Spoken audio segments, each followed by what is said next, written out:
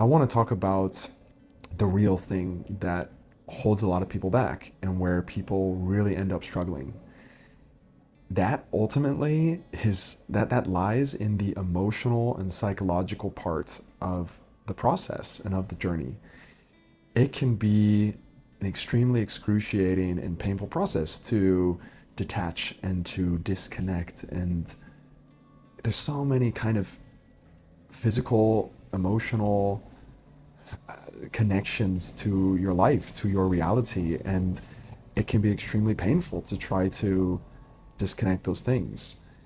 If you've watched some of my other videos, you know that I think a big thing that really was, I mean, again, it's awful, but it made it a lot easier for me, was that I wasn't necessarily happy at my job. I started to see these political things going on, and I just started to really say like, hey, I'm still young. I still have some of my youth and my time and my energy. Better put it to use now than never. Um, but if I didn't have a few key players in my life, in my world, like essentially my kind of adopted aunt and uncle in San Francisco, one of my really good friends, um, if I didn't have a few people that really I could confide in, that really believed in me, that also offered me some level of emotional support and even some degree of actual tangible practical help and support, I don't know if I could have really done it. I don't know if I could have really taken the leap. And it's very easy through social media and Instagram and all this stuff to see just the surface level of people doing these things, of people going abroad, of traveling, of living abroad. But that's not necessarily a super normal or common thing for a lot of people, especially a lot of Americans, let's say. I know there are a lot of Europeans that go abroad, but often they're going to other countries within Europe. It's, of course, a bit more of a normal thing in European society and culture to travel around to your neighboring countries. But when you're in kind of this great bubble in North America or, let's say the US, Canada, Australia, New Zealand, and you're quite isolated and going abroad, visiting one of your neighboring countries isn't that easy. It's a whole different story, and it really requires a level of courage and a level of belief that is not easy. And if you're someone that's considering that, I really want to applaud you and tell you, hey, it's okay. It's not easy. And whatever you're feeling, whatever you're struggling with, give yourself time, give yourself love and compassion. It is a really scary thing to do. And even as someone that has done it and been doing it for closer to a decade now, every time I go about uprooting myself and moving to a new country, a new place, I wouldn't necessarily really call myself like a digital nomad in some ways because I don't jump around that often. I usually am very much more intentional about where I'm going before I make a move and why I'm going there, and that I have some sort of a good reason, especially at this point in my life. And all I can say is, one, it's the emotional support from some sort of really good friend or some friends or family or some people in your life that believe in you and will support you, even if it's just through some phone calls and conversations. And then number two, really some massive sort of dream or motivation behind it.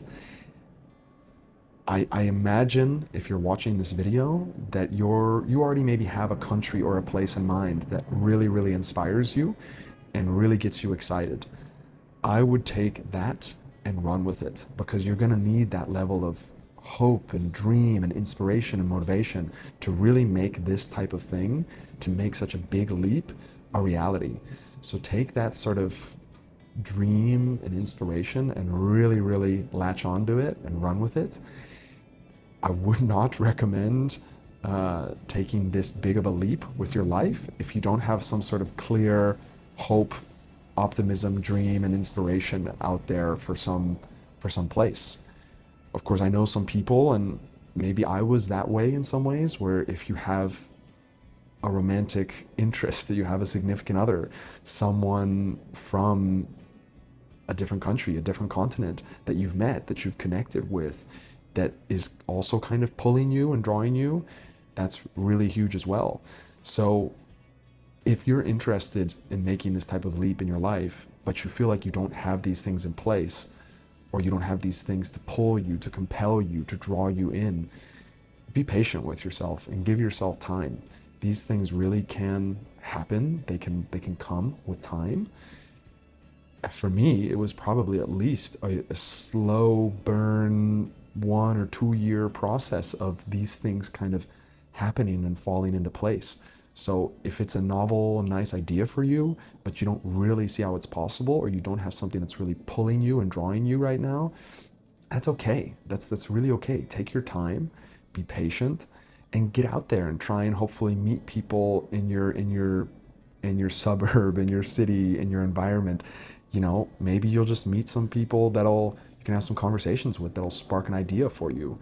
Maybe you'll meet someone from another country that you can get inspired through some conversations, and maybe that'll be a great connection for you. And of course, I'll also just chuck in, consider things like Workaway, couch surfing. If you're in Europe, things like BlaBlaCar, Flixbus, Omio.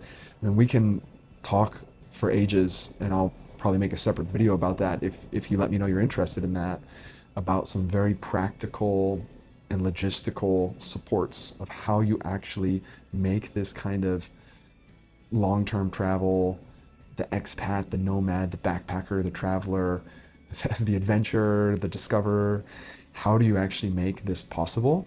Let me know in the comments, send me a message or something if you're looking for more of that type of support and help. I certainly have had a lot of tools that I've used over the years, so I could make a video just talking about some of those and giving some tips and tricks there.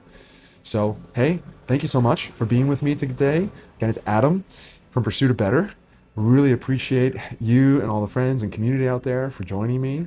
I hope you found this video helpful, and I'm looking forward to seeing you next time. Take care, and let me know you're out there. Bye for now.